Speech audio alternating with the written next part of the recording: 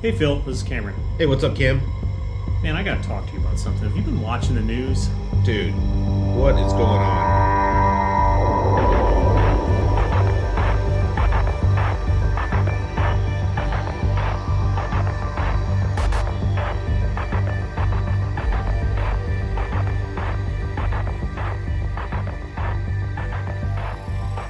Pocket politics with Phil and Cam. Why?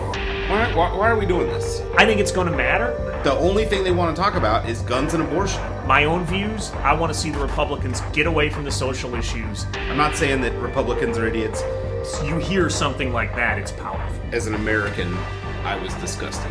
You could make the argument that you're probably more in the middle as well. I think that's just a story that somebody's telling you. Again, well, with the facts, this is true. Everybody knows What it. facts? So- What facts? Who does this hurt more, Republicans or Democrats? Boy, I've been thinking about that.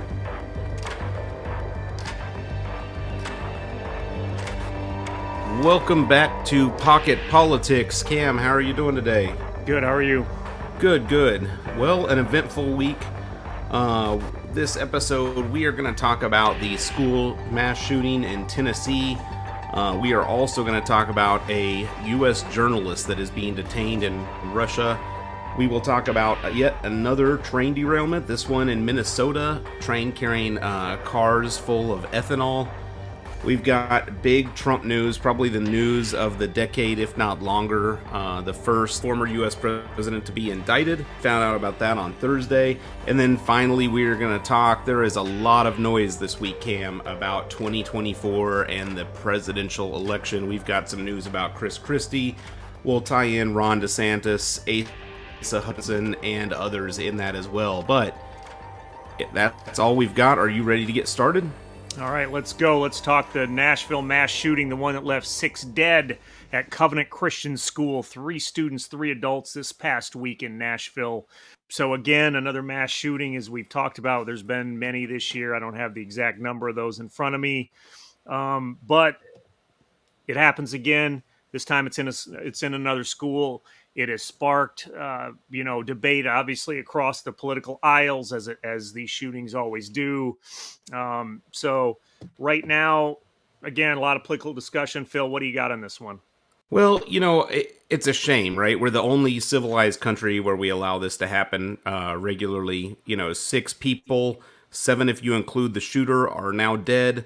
It comes on the back, last week we talked about the Parents' Bill of Rights. I would hope that it would be included into a Parents' Bill of Rights that your child survives going to school. I mean, it's despicable.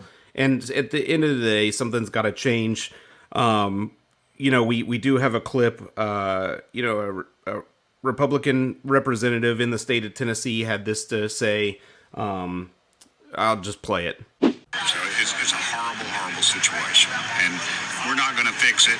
Criminals are going to be criminals, and my daddy fought in the Second World War, fought in the Pacific, fought the Japanese, and he told me, he said, buddy, he said, if somebody wants to take you out and doesn't mind losing their life, there's not a whole heck of a lot you can do about it. And there you go. So, Cam, I thought this was particularly despicable. I mean, he basically just comes out and says, we're not going to do anything about it. And criminals will be criminals. That sounds utterly hypocritic when you're the party that runs on preventing crime and saving children, right? The other thing that I think is particularly disturbing about this clip is that he goes in and talks about World War II, and at any point in time where we compare or contrast a school environment in America to fighting the Japanese in World War II, we've got a serious problem. Well, let's be fair to Representative Burchett from Tennessee. Okay, so in the last couple of days, he has now sat down and worked with Democrats on I don't know how much he's worked on, but he said he's in talks with Democrats on a mental health bill, or at least floated the ideas. I don't want to say they're at work, because I doubt they've started crafting a bill this quick. But he said, I've spoke with several Democrats and floating around some ideas on some mental health. They say he faced a lot of pressure from his comments that he made. So I think we'll just throw that out there. At the end of the day, he is now looking at some measures. I don't know exactly what they are, but it floats around mental health. Yeah, and keep in mind this is not the first discussion, right? Is mental health really to blame for why this is still happening? I mean, um, last September, I think it was 205 Republicans voted against a mental health bill, so they're obviously not that interested in fixing that aspect of the problem either.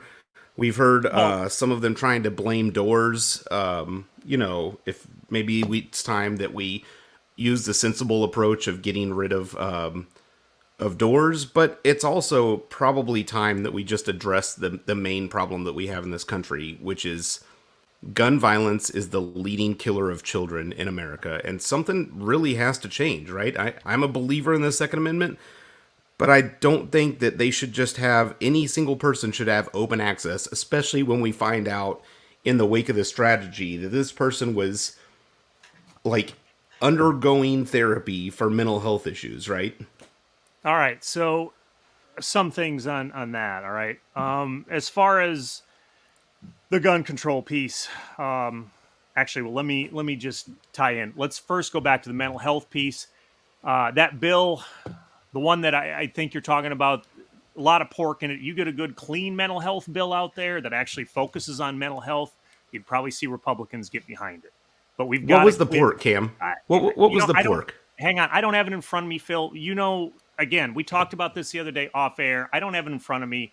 I remember reading about it. There was a bunch of pork in there. That just Again, sounds like I don't know, though. Honestly, clean a bill, Phil. I don't have it in front of me, nor am I going to dig it up. All right. There was pork. I remember when this thing came up last fall, there was a bunch of stuff in there Republicans wanted trimmed out. It wasn't. All right. I mean, you got to be fair on these things. Okay. oh yeah, I'm totally fair when it comes to 7 people are dead Okay. now Hang because on. of a You, because of you, some pork or some things. you had your point. Let me finish. All right. You talk about gun control. Okay. That's not happening. We know that. All right. Now, when I say gun control, let me come back in and bring that back around. Strict gun control is probably not going to happen. That's what I should say. Okay, people are talking about banning ARs and such. That's not going to happen. That's not going to get through the Senate or the House. There has been some discussion, okay, on red flag laws that have been brought back up. And I think if people want to pursue an issue, red flag laws and universal background checks are probably an issue that you might be able to get some headway on both sides of the aisle with. All right. You're right. Guns are the number one killer of children. I read on NPR last night 65% are coming out of homicides, 35% out of suicides. The vast majority of children are killed in smaller day-to-day crimes, though, not mass shootings. Now, I'm not making an excuse for this. This is just what I read last night, which I found was kind of interesting. It sounds like there's all kinds of factors that are coming into play here. I do think mental health is an issue, and I'd like to see some kind of mental health bill get passed. Um, I think, personally, I think you should have armed guards at schools. I do. We have armed guards at the Capitol buildings. How many mass shootings or shootings do we have there? We don't. I think that Well, would help. okay, but their schools already have police assigned to them, right? Not all of them. Not But a all. lot do. A lot Not, do. And there was it a depends where school you're at. safety officer assigned in Uvalde, Texas, Who didn't right? do anything. It was on Yep. that was on duty when it happened. So this whole angle of this whole argument that putting more guns in an atmosphere is going to make things safer. Well, Cam, when is it going to happen? When is that going to actually make things safer?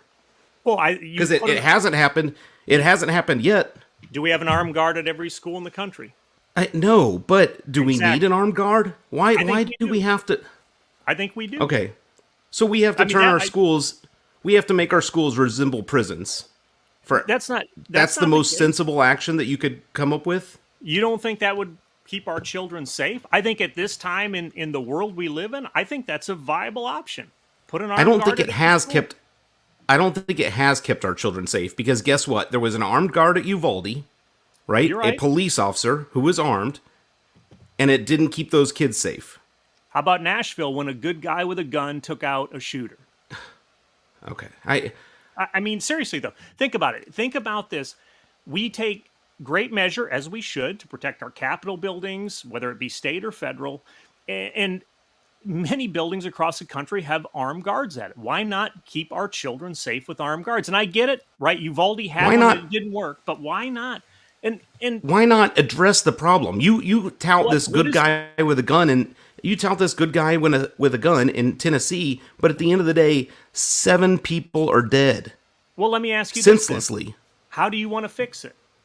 I want a national registry so that there is a red flag for anybody seeking mental health, anybody that is either under investigation or convicted of committing domestic violence crimes, abuse, assault, right? Murder, any violent crimes, and so those people can't just go buy a gun. Look, the gun problem is fueling all kinds of stuff. Mexico has extremely tight gun restrictions, and guess what? Their cartels are out of control because they're getting American weapons because they're so easy to get, right? So at So some point we have to limit how people have access to guns, right? It's a right, but we can certainly control this right. so what you're proposing is, it sounds like, is universal background checks and tougher red flag laws. Yeah, I would also say that maybe we cap the size of magazines, right? Maybe you shouldn't be able to own a 45 round magazine because look, we know that reloading slows people down. So several, well, I don't know if several, some states have capped the size of clips that you can have. I don't have them all off the top of my head, but some states have restricted that. But the red flag laws and the universal background checks, again, well, we heard it with Representative Burchett, right? He's looking at the mental health piece.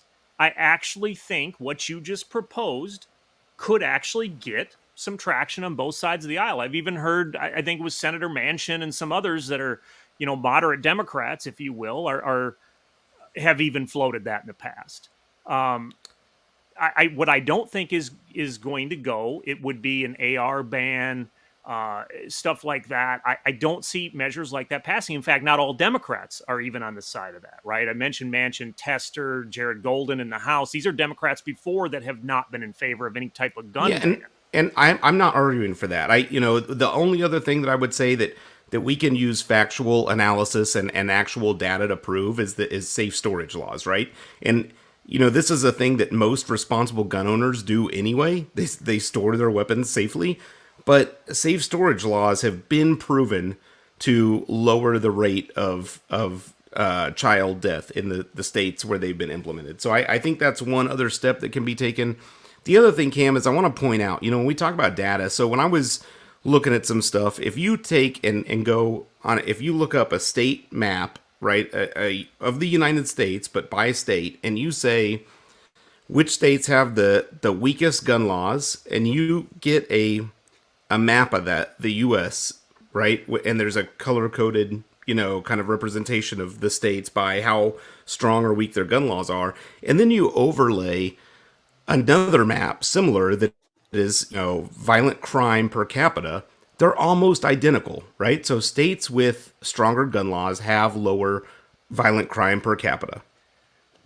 Okay. And it's time to start taking a sensible approach to this.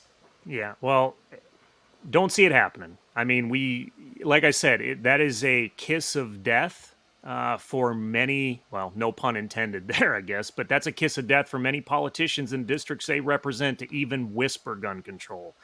Yeah, And I'll that tell is you a though. hot button issue. I'll tell you though, and I mentioned this to you when we were talking offline, but that the kids that are surviving these school shootings are coming to the age of voters in America, and I think things are going to change. You may disagree, but Yep. Younger generations are not happy with this.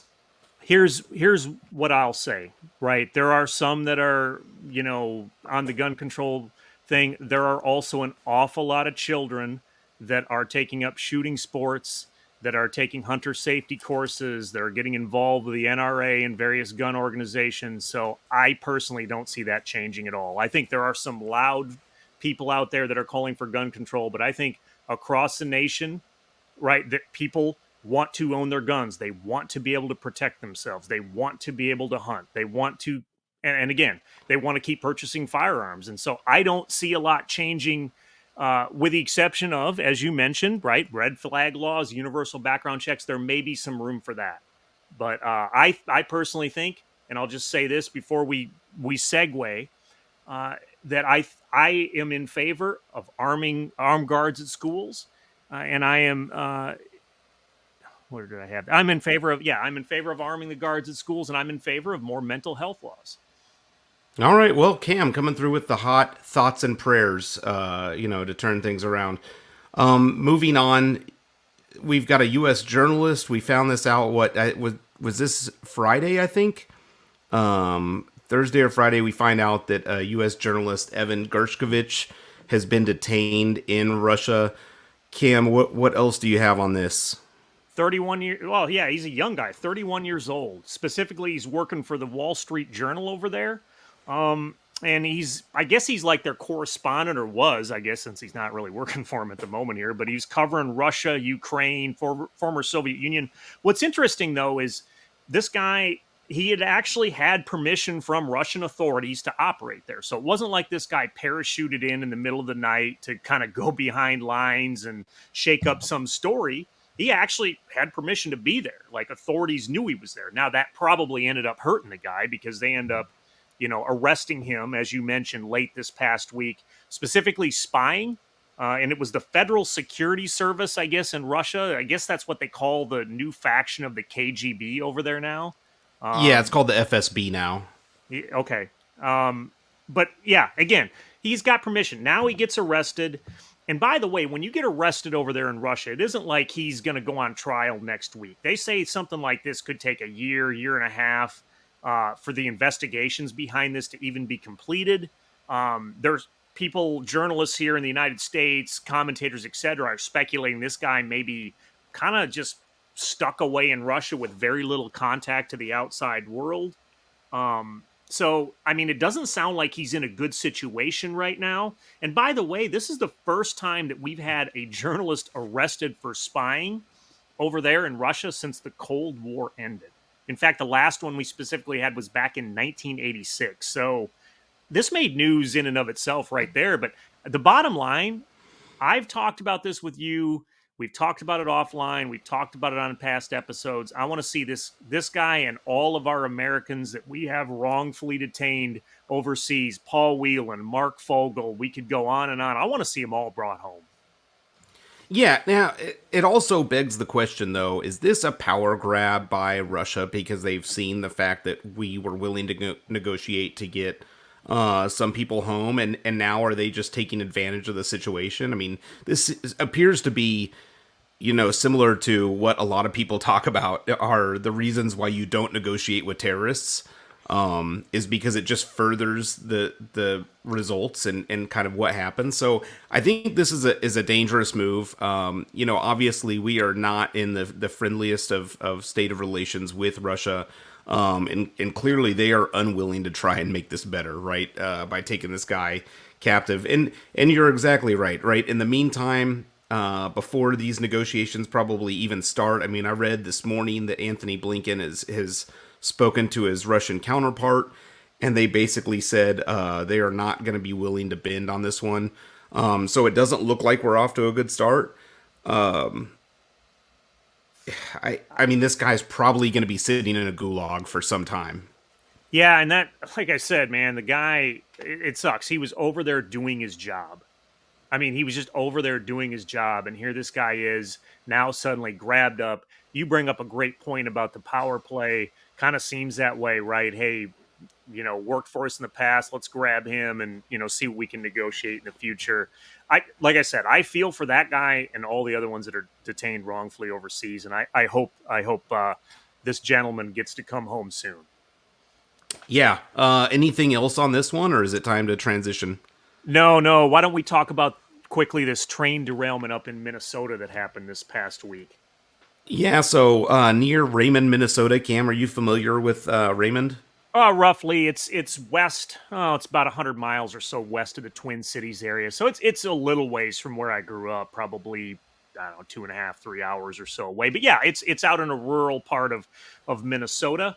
Happened very early Thursday morning when a train carrying ethanol and corn syrup derailed there. I guess there was 22 cars in this one. The town itself had about 250 homes in it. So Raymond is not a big town by any means, but all 250 homes were evacuated.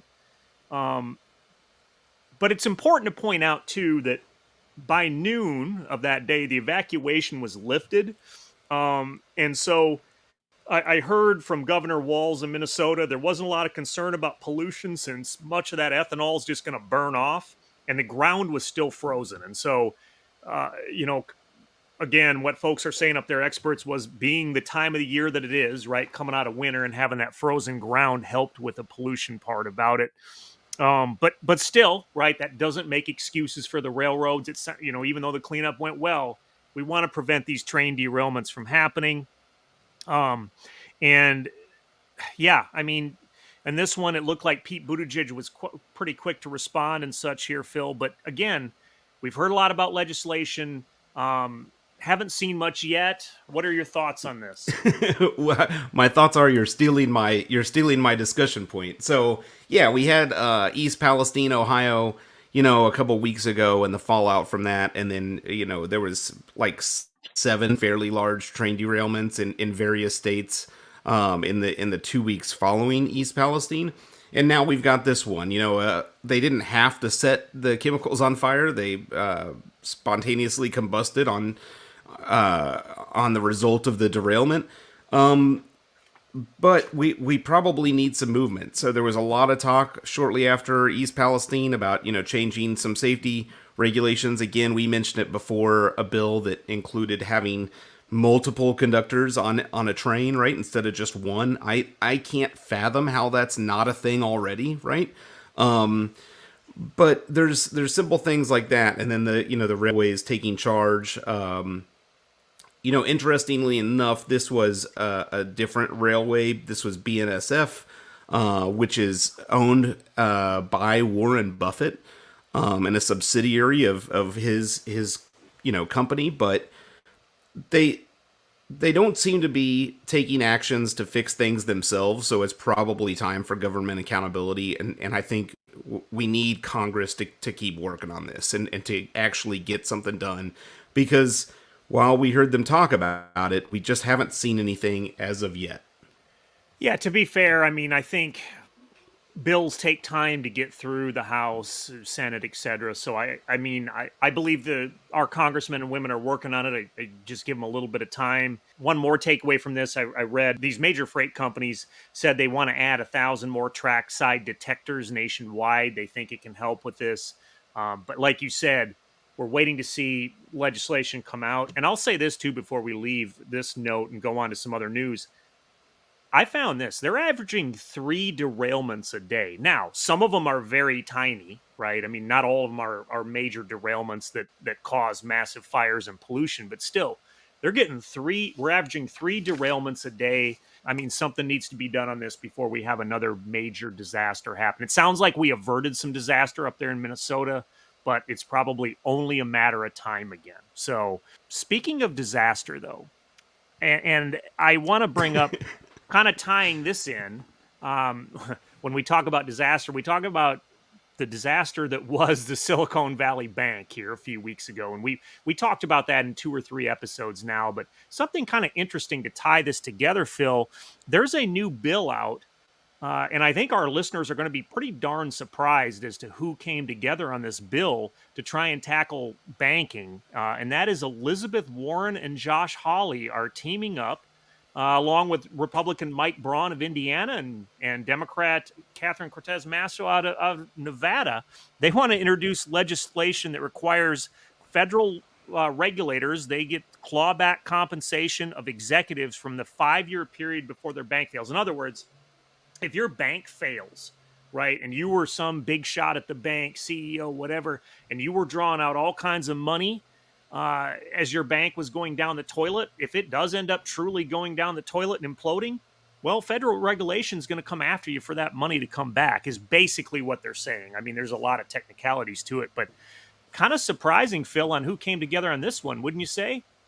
Yeah, so it's an interesting point, and I'll get a little bit more into that here in just a second. But real quick, what are your thoughts about this? I mean, I'm a little mixed because personally, I think that, yeah, they should absolutely be allowed to claw back some of that funding. We saw that some of the behavior leading up to the SVB crash was, was a little bit dangerous, right? They were not acting necessarily in good faith.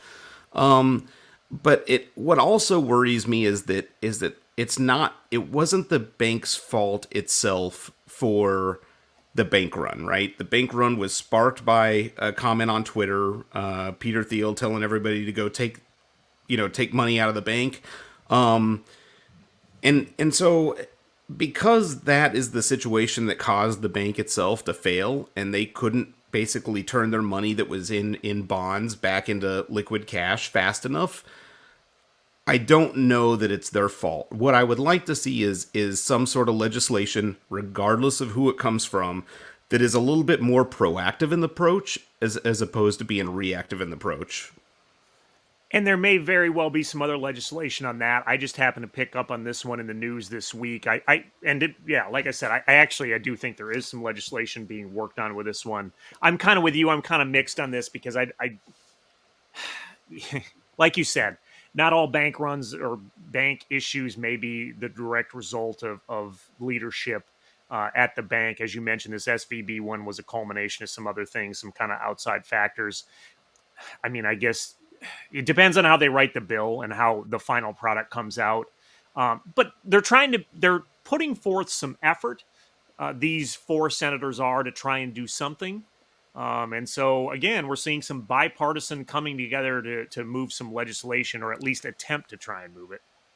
Yeah, and notably, so what kind of I will circle back to that I said I was going to get to a second ago was that Elizabeth Warren is a fairly progressive Democrat, and Josh Hawley is very, very conservative. And so, to the broader point of these two coming together, we're starting to see this a lot more, where we see these very liberal and very conservative ideas kind of come together, and it's almost like it's a circle, right, as opposed to a line on the spectrum of political belief. And in that circle, we see this more and more, and you and I have talked about it several times off air, but these two idealist, or two ideologies meeting in the weirdest way, right? We've had cases where Ilhan Omar, very progressive out of Minnesota, work alongside Rand Paul from Kentucky, right? And we're seeing this happen more and more. They come together on a lot of things that are, seem kind of unusual that they would be working together. This one happens to be bank regulation. We've seen it before with defense issues and defense spending. And so I think it's a really interesting point that we're starting to see that the far left and far right ideologies end up meeting a lot of times, maybe not in the middle, but in another dimension. Yeah, I mean, this past week or past couple of weeks, TikTok's been all over the news. We talked about it last week, and we saw some folks on, the more progressive far left Democrats were not in favor of TikTok ban. And all of a sudden, out of nowhere, Senator Rand Paul kind of joins them with the same thinking. And so, Phil, you mentioned it. There's been a number of times, and I think that's a good point you bring up, because I think a lot of our listeners and just a lot of people across the country in general probably aren't aware that this is happening. I mean, to be honest with you, the far left and far right probably aren't thinking about it either. You and I are probably the only two that have given this any real thought. Yeah, and it begs the question: is this a boost for the middle, or is this signaling potentially an end to the middle? I mean, I don't think it's going to be too drastic either way, but it certainly begs the question when both far ends of the the political spectrum are meeting somewhere, that we are in fact in a weird political loop of sorts. Well, it is, and interesting points on this one, and we'll certainly watch this banking bill going forward. And Phil, to your point too, we'll see if there are other legislation, or there is other legislation that comes out with banking regulation. And I will say this: if I find it, or I'm sure if you find it, we'll drum it up and talk about it on a future issue. But speaking of issues, I think we have to probably talk about some of the biggest news that came out of this week, and that is Donald Trump, who was actually indicted Thursday. And I was one of these guys who, and I even said it on our last episode, I was just kind of sitting here waiting to see something happen. And sure enough, this week it did. So he is now invited, and excuse me, not invited, but indicted rather. Phil, what do you got on that? Yeah, so we're hearing a lot of stuff. But we will be talking about this again in the future because we do have some limit to the information we know. CNN reported that there are 34 possible different charges in the indictment. Keep in mind the indictment is still sealed, so we don't have that much information. We don't know if these are misdemeanors or felonies. There has been some speculation that it's mostly misdemeanors, but there are a couple felony charges in there. The interesting thing is that, the 23-person grand jury seems to have been the first example of people in America, voting for Trump in the majority in this case, right? The first time that's really happened to the guy. But before we go too much further, I do want to talk about, because there's been a lot of noise made about the politicization of this and that Alvin Bragg is doing this on a political agenda. But keep in mind that the grand jury and grand juries obviously differ from state to state. Not all the states have the same rules, but typically the model is it's anywhere from 12 to 23 people. This one was 23 people. Some grand juries in some states are made up of a team of prosecutors or a team of judges. This is not that. This is a team of basically people who are just on jury duty during this timeline. And so for people to come out and say that this is as a political persecution on behalf of Bragg, what they're failing to see, and the point that they're missing, is that this is an independent grand jury of 23 people that got to subpoena their own witnesses.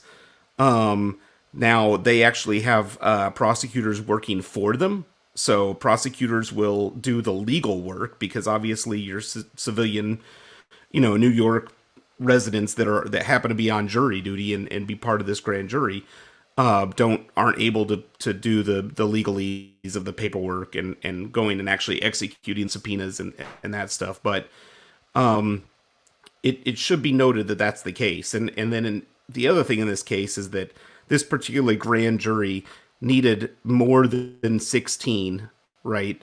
So they needed almost what you would call a supermajority to actually get the indictment, and they were able to get it. Yeah, I mean, that's interesting points you bring up. We've heard a lot of pushback from people on the right mainly that have said, they think this is a very politicized issue. I heard something interesting from Chris Christie this morning. He was talking on one of the Sunday show, ABC, I guess it was, and he was just talking about how, he felt this, right? And Chris Christie, got a lot of legal experience behind him. He was an attorney, etc. He did say this. He said, I don't know that this is necessarily the best issue or the best use of Bragg's time, but right, because he could choose to work on other issues that are maybe more potent in New York, if you will, rather than digging up a 7-year-old case to go after it. However, the fact of the matter is that he did.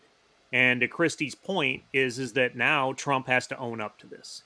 And so again, whether you are on the side of many Republicans, and I actually saw a poll said quite a few independents think it's politicized as well, or you're not, at the end of the day, it's happened, right? He's been indicted. And so now he's got to, come and be fingerprinted and all of that kind of stuff, right? And so there's going to be a trial. And I mean, and there's other legal issues that are out there with Trump, his stuff in Georgia with the whole election stuff, right? He's got the federal documents. And so ultimately, right, none of this is going to look good. Now, it may immediately cause him some kind of, bump up in the polls. I saw something that said, I think since he'd been indicted on Thursday, he'd raised close to $5 million or something. But long term, I just don't see this boding well for him. And again, he may get through the primary, and we'll talk. I know we're going to talk about more about that later.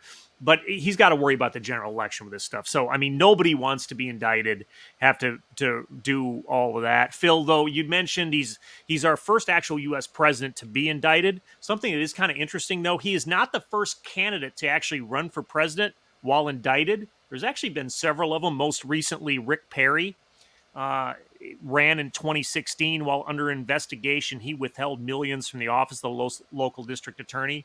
I only bring that up because, and there's been several other cases too. I bring up Rick Perry, though, specifically because 10 years ago, that guy was all over the news, and just how quickly you fade in politics. I don't know that I've even heard Rick Perry's name mentioned until I was reading about it, doing some research for this. So anyway, I kind of went sidetracking on that one there. Yeah, Phil, I didn't. Oh, go ahead. Oh no, I was gonna kind of give it back to you. Yeah, I didn't have a chance to fact check it because I don't want to, to basically spread misinformation. But I did read it was a funny little tidbit about how President Grant had actually had a run in with the law. This is quite some time ago for our listeners, but I think he got in trouble for carriage speeding. So essentially, not keeping his horses under control in the streets.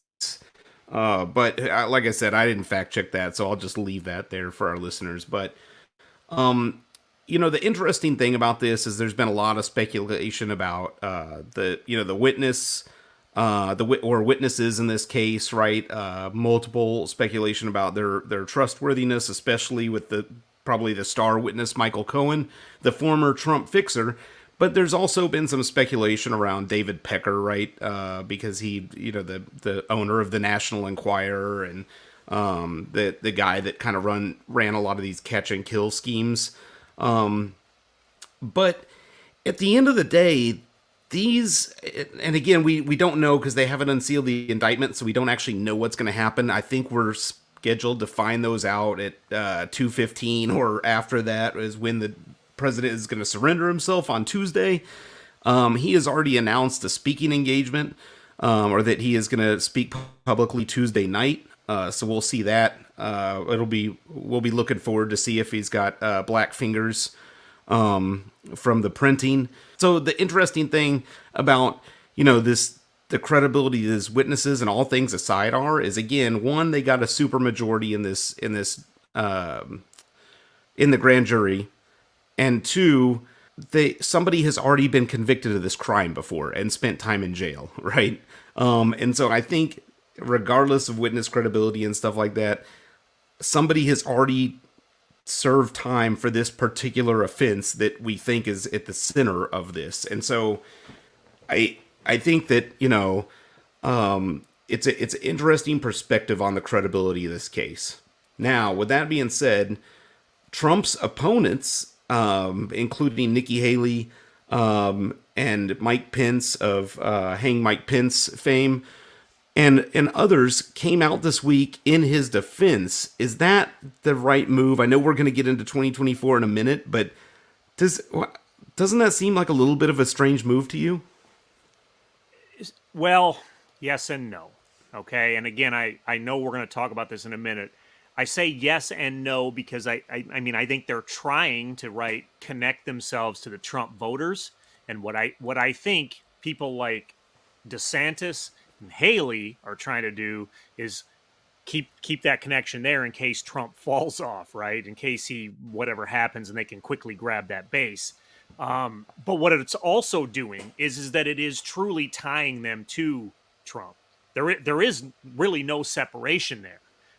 We're going to talk about a couple of people that are separating themselves here in a minute, but that's to answer your question, Phil. I guess I can see it from both sides, or both. I can see it from each side of the fence on what they're trying to do. But like I said, what they're doing ties them to Trump. And to be honest with you, it doesn't really break them out. So if you think about this, if you're going into the voters booth, or a primary, shall we say, and you like Trump, well, then what's the breakdown? What separates Haley or DeSantis? I mean, you might as well just vote for the man at that point, right? The guy, right? If you say, well, they're kind of Trump-like and they've got all his policies, I mean, why not just vote for Trump? So that's why I say there's no real separation there. I mean, Do you think this hurts his standing at all right now? I mean, is this weaken him going into the primary, Phil? No, I think this keeps him exactly where it is. I mean, the fact that he has raised, upwards of $4 million in the wake of this announcement just goes to show you that the people who are giving their hard-earned money to a supposed rich millionaire, to pay his legal bills or do whatever it is he's doing with the money, paying other porn stars, whatever the case is, are unwavering, right? They will turn over their hard-earned money to this grift, and this shill of a person, because despite believing that he's some rich businessman, he doesn't have enough money to even retain his own lawyers, right? And so therefore, I think that the 28% of people, or whatever they say it is with Trump, is stuck with him no matter what. Okay. Yeah, no, interesting. I will say this too before we talk about some more election news here. From what I'm hearing, Trump himself is supposedly very nervous about this whole thing. People close to him have apparently leaked out into the press that he's very nervous. He is very much on edge at Mar-a-Lago, and he himself is not looking forward to this. I mean, I know he's been on True Social doing his usual thing, but apparently, yeah, underneath the veil, he is pretty darn nervous about this whole thing. So, Yeah, and so the other thing too is the one last thing I want to say before we move on, and I'll obviously give you a chance to respond to, is there's been a lot of this talk about this Soros-backed, attorney general, or district attorney, whatever, that Soros is somehow involved, and you know this seems nothing more than trying to tie this to an anti-Semitic, unpopular character who does donate a lot of money into Democratic politics. But interestingly, USA Today fact-checked it, and George Soros has never spoken or met with Alvin Bragg and never donated money to his individual campaign. So I don't know what they're trying to do, or if this is just anti-Semitic, baiting, whatever the case is. But that was fact-checked and proven to be false. I mean, it raises money for Republicans, right? That's what it does. When you bring up George Soros, people on the right know that he donates a ton of money to left-leaning candidates, and so I think if nothing else, that's a ploy to rally people, get some money behind it. I had seen something similar though, that he didn't have any connection to Alvin Bragg. So, okay, we talked about the upcoming election though. And there has actually been some election news this week. We woke up here this morning, and again, for our listeners, we're recording this on a Sunday evening, but we woke up this morning hearing about somebody else jumping in the race all of a sudden out of nowhere. And to be honest with you, this one kind of caught me by surprise. And that is former governor of Arkansas, Asa Hutchinson. Comes out of nowhere and says, I'm running for president. Now, I say coming out of nowhere. He's kind of whispered it a little bit before, but I don't think he'd gotten a whole lot of press time. I mean, I think people were just kind of taking him for what he was. But all of a sudden, we wake up, like I said, and find out he is back. He is in the race. Phil, what do you think about that? Yeah, so I think that first and foremost, this is the one that caught all of us off guard. I seem to recall at some point, I don't remember if it was on the pod or if it was just one of our separate components, that he may be interested in this, but it's certainly not one that we've talked about all that much. One that we had talked about early on and speculated about, even going all the way back to last December, was Chris Christie. We're going to talk about him more in a second. But yeah, I mean, I think that even if we had mentioned Asa Hutchinson before, I mean, I didn't expect this and to hear it, especially today. How about you? No, I wasn't really tracking it. Like I said, I'd heard whisperings. He's been on, I've seen him on CNN actually a fair amount as of late, but I wasn't expecting it because I think there's a very narrow anti-Trump lane, if you will, and there's not room for really more than one person to be in that lane. That's what Hutchinson is trying to get into, is that particular lane. He's been outspoken against the president. In fact, this morning he said, based on the indictment that has happened and all the other pending charges and things that are against Trump, he ought to drop out of the race. Hutchinson was very adamant about that. And let's be fair to Asa Hutchinson, Governor Hutchinson. He's no legal dummy. This man is an attorney. I mean, something interesting that I found out about him, he was the youngest U.S. attorney at 31 years old. So he has been around a courtroom for a number of years, right? And so he knows the law. I think he was a fairly popular governor in Arkansas. Something though that I think is interesting too is not only was he, I think, popular with his own constituents in Arkansas, but he seemed to be fairly popular kind of nationwide, at least amongst the governors groups. I mean, they elected him to head the National Governors Association. And Phil, you and I were talking about it earlier, right? He made a number of or did a number of TV interviews sitting alongside New Jersey Governor Phil Murphy, right? And they would come on in a bipartisan fashion. And I'll be honest with you, every time I saw that come up, I enjoyed the discussion. I thought hearing those two together talking about issues that they were tackling as governors and how they were working together kind of with this cross section of governors in the nation, I thought it made for some really interesting discussion. I think he's pretty well spoken. What do you think of him as a candidate, Phil? Yeah, so I think he's good. He's one of those, like, obviously I'm not a fan of really any Republicans in politics these days. But the one thing I'll say is that he's always made a point about working across the aisle and being bipartisan and working, again, like you said, with the New Jersey governor, and kind of making that case is that regardless of whether you like it or not, the best path forward is always just to get stuff done. And I think that's important for our country. Let me ask you a series of questions and we'll kind of start it from there. Does Asa Hutchinson beat Mike Pence? Does he beat Pence? I actually think he would. I agree. Okay, if it's just I'm sorry, Phil. Do you mean is it just Pence and Hutchinson on just those two on a ticket? Well, we'll get there. We'll get there. Okay. But just head to head, yes, does he beat Pence? I think you and I agree. Okay, you and I both agree. Yeah. Now, does he beat Haley? Yes, I think he does. I agree with you 100%. Does he beat DeSantis? Just DeSantis? Man, that's a tough one. DeSantis in a head-to-head race. In a head-to-head race. You know what? I think it'd be really close. I know a lot of people are going to say DeSantis blows him away, but I think it'd be really close because I think there are a number of people, independents, moderate Republicans, moderate Democrats, that want to see a more moderate guy who can come forward and just reach across the aisle. And so, you know what? I think Asa Hutchinson would give him a run for his money. I'll be honest with you. I think he could, especially if he sells himself the right way. No, I completely agree. And we're seeing, it's like 62% or 63% of America is independent. And I think that bodes well for a candidate like Asa. Now, on the back of those three questions, we put them all into a tumbler with the former president under indictment or in mid-trial, whatever the case is. Does Asa Hutchinson break through? Here's where he stumbles with Trump. I don't know that Asa Hutchinson is the street fighter that you probably need to be to stand up to Trump in a primary.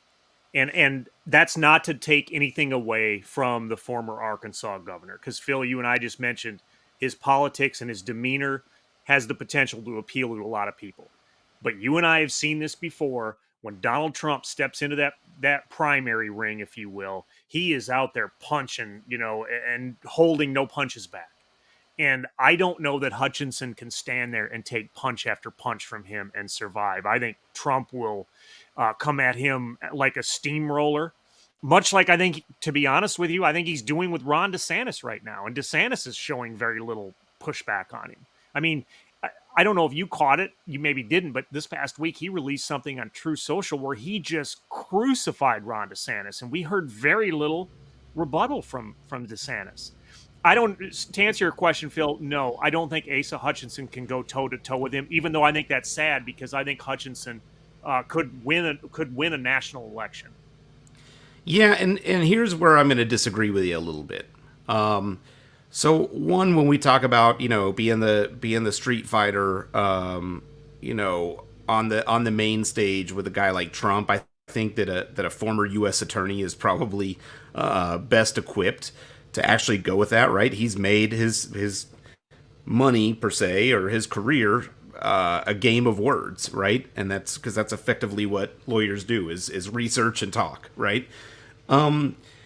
The one thing I will say, though, is that in our current political environment, money speaks a lot louder than words. And what I see giving Asa Hutchinson an advantage is that he can get a lot of those big Republican donors to come and align along him, because he's kind of the personality. And they would rather probably spend their money on something that resembles the status quo a little bit more than what we had from 2017 to 2021, right?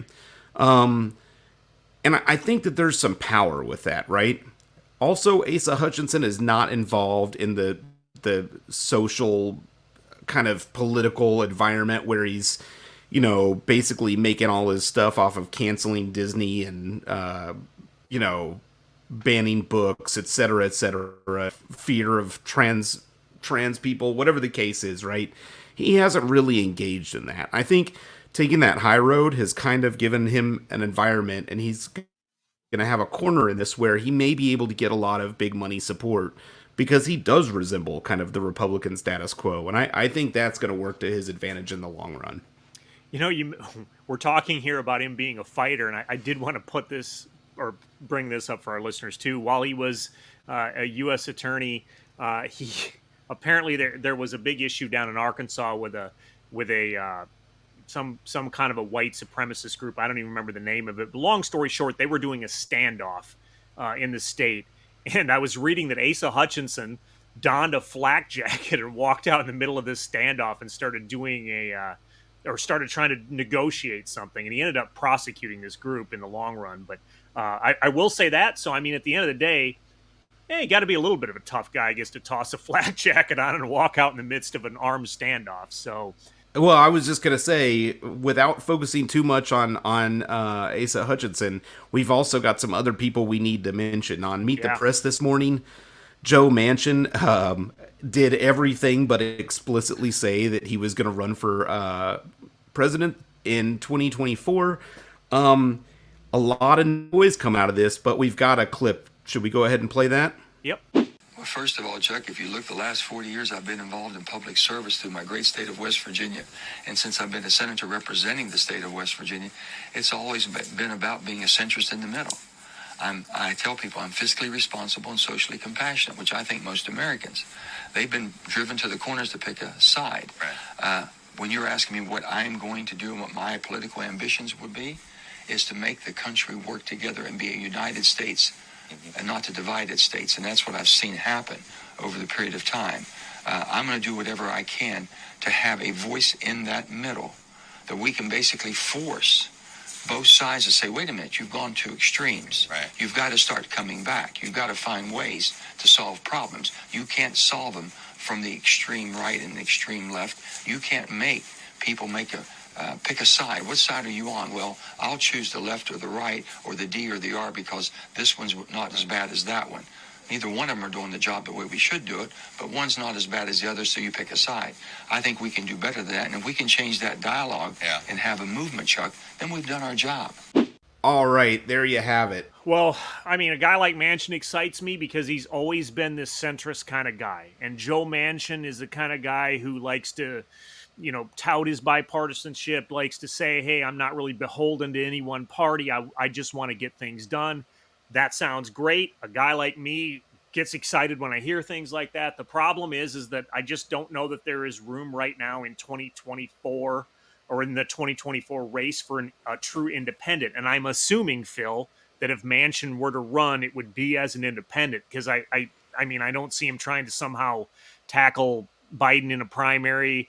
I don't see the Republicans welcoming him either, because he's been a lifelong Democrat. So, I mean, I think he's got this. His lane, I guess, would be that independent lane. Again, I like Manchin. You've heard me say that many times before. I just don't know what his lane is in this one. And the other thing that's interesting is if he does try and get in this thing as an independent, and he may. Not to interrupt you, but that's exactly what it's starting to sound like, right? Because he talks about not having this D or R as a label. Yeah, I'm with you. And I think the No Labels Society's kind of been talking about him and others as possibly running in 2024. So yeah, I'm with you, right? But the question is, if he goes that route, who does he take votes from? Right? I mean, does he equally pluck votes from Democrats and Republicans? Or does he end up taking a bunch of Republican votes? Does he take a bunch of Democratic votes? And I'll be honest with you, Phil, anytime you hear about a big name trying to run as an independent, right? People in the Democrats and Republican, or people in the two major parties, Democratic and Republican, they get nervous because they're worried, hey, this guy may take votes. I mean, we oftentimes hear about Ralph Nader in 2000, right? He was running in the Green Party, and many people say that had he not been running, he Al Gore would have been elected, right? In other words, he took votes from Al Gore. We've heard about it in '92 with the whole Clinton thing. And gosh, Ross Perot. I couldn't think of it for a second, but Ross Perot taking votes from Bush and then ended up getting Clinton elected. That's my question, Phil. Who does he take votes from? Yeah, this is a real hard to tell one, right? Because if you're from my side of the aisle, I know a lot of people in the Democratic world that are completely disgusted with Manchin and have not liked Manchin for very long. I know you like him, and you're more of a centrist leaning, but on the Republican side. So I really think this could go either way. I don't know. I mean, let's be honest, right? West Virginia is not a very populous state, so I don't know how much national popularity he's going to gain when we get down and look at the nuts and bolts, right? That's probably the hardest thing, and I don't know that I'm willing to call that. I would just bet that if he runs as an independent, he's certainly probably got a shot in the environment that we live. You know, the polling based on Democrats wanting Biden to run again and the polling around Republicans wanting Trump again doesn't really look all that good for either of them at this point. And so I certainly think this could be the year where we have a third party candidate actually make a decent way. Other names. Well, I Are mean, you ready to go there yet? Well, I mean, the one other name that we've been hearing about this week, and you and I kind of talked about in just a personal discussion we had earlier in the week, has been Chris Christie, right? He's been in the news. People are speculating he's looking at a run. Now, I will say this. Christie would take on or basically try and get that same lane that Hutchinson would try and get. And the thing about Chris Christie, though, he has been very vocal for a while, speaking out against Trump. I mean, I talked about him earlier in this episode. He was saying stuff, about the Trump case, but he's gone on and on about Trump. Definitely wants to stand up to him. Chris Christie, like Hutchinson, right? He was an attorney. I think he'd be, again, a formidable opponent. I mean, to go back, not to rehash what you said earlier, but I mean, Christie against Pence, I think he beats Pence. I think he beats Haley, people like that. The question is, can he beat Trump? And you know what? You said it with Hutchinson, right? I'll say it with Christie. I think Christie could have a shot. I mean, I don't think Christie's going to stand there and buckle when Trump tries to diminish him on a stage. I'll say that. Yeah, let's keep in mind though, Trump has almost taken out Christie before. I'm referring, of course, back when Trump had COVID and gave Chris Christie COVID and hospitalized him when they were preparing for the debate leading up to the 2020 election. That's more of a joke, but for those of us that remember that, that is a thing. Yeah, I think Christie could stand a chance, but again, we go back to this environment where the more watered down the Republicans' primary becomes, the more of all these other people that don't have a chance, right? I think Chris Christie's biggest challenger is probably going to be Asa Hutchinson, and if the two of them are dividing a chunk of the votes, well, we're back to Donald Trump. I couldn't agree more. And that's why I was so surprised at the Hutchinson announcement this morning, because I'd been hearing all this talk about Chris Christie, and then Chris Christie said, I think it was by June 1st, he would have an announcement on whether he was going to run or not. And Phil, what I thought kind of Chris Christie was doing, and he may very well have been doing it, but I thought he was kind of going around to some of these other Republicans who had talked about maybe getting in the ring, i.e., Tim Scott and some of these other ones saying, hey, you're going to run or not. That's why I was really surprised by Hutchinson, because to me, you just said it. They are going to fight for the same lane. And if they are sitting there in a primary, they're basically going to cancel each other out, and boom, there goes Trump. So, and I say boom, there goes Trump, meaning he's gonna send himself right to, I think, the top of the ticket there. So Yeah, and then what we may very well end up with is Manchin and Cinema 2024. maybe, or maybe in some way Hutchinson and Christie have already talked, and they've got a deal worked out where Hutchinson as president and Chris Christie can be his running mate. I don't know, but there's a lot of, you know what? I'll say this though, before we wrap this up, there's a lot of discussion that just came out this week about 2024. It's only going to get more and more heated as we go along. And I honestly can't wait to see what shakes out in the coming months as we get ready for next year's election. Yeah, well, I'll tell you what, to keep up with all the latest stuff and everything that's going on, please go to pocketpolitics.co. You can link to all of our social media from there. Engage with us. If you got questions, feel free to ask. And I know, coming up in the future, we're going to start another little segment where we talk about things that maybe the everyday people that don't follow politics to the level that Cam and I do. We'll give them a chance to explain some things that they may hear in the news and not quite fully understand exactly what it is. So you can look forward to that. Again, pocketpolitics.co. Connect with us on YouTube, Facebook, Instagram.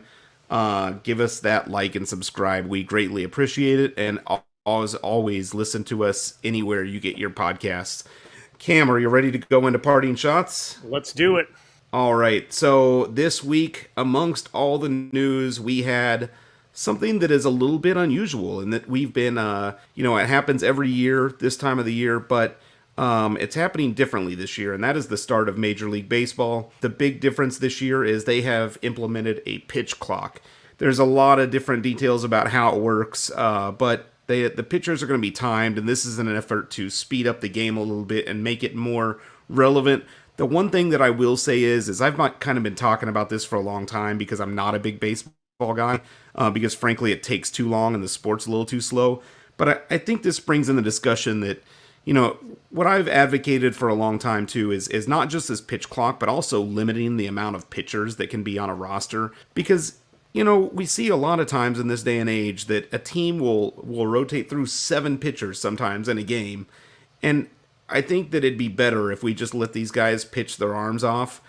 And what you'll end up having is probably a little bit higher scoring games that don't result in, having a game that goes all the way to like 19 innings or something like that. And we're going to eliminate that possibility. And I will say that, it goes back to when I was growing up.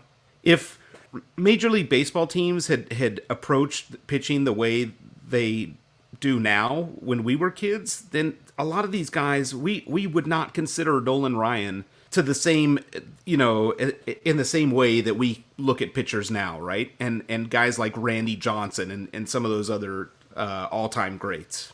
Maybe that's an area they can go, but for this year, we're going to have to settle with the pitch clock, and that being the only change. Cam, over to you.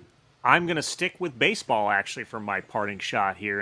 And I want to focus in on a man named Dan Reichel. All right, he had a quest out there to play catch with 162 different people.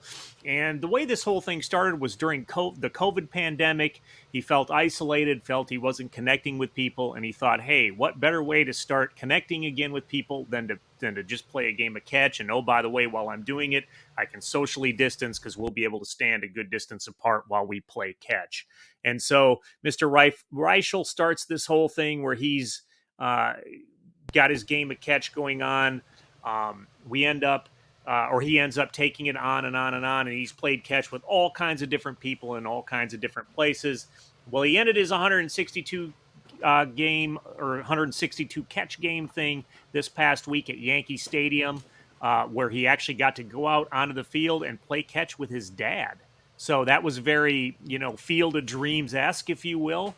And he actually said that was his goal all along, was that he wanted to make his final one, his 162nd game of catch, with his father. By the way, he did 162 catch scenario or situations because Major League Baseball has 162 games in the regular season, so he wanted to mirror those up. And oh, by the way, while he was in Yankee Stadium, he actually played, or he actually got to play catch with 163 people because Aaron Judge, the famous Yankee, came out and played catch with him as well. So kind of an interesting story, and like I said, it had kind of a neat tie-in with the Field of Dreams movie from so many years ago. So I thought it was neat. I've got that story linked up on our Facebook page. I've actually got a clip from NBC News on there where they've got a video. That's all I've got. Ladies and gentlemen, thank you so much for listening, and until next time. All right, bye.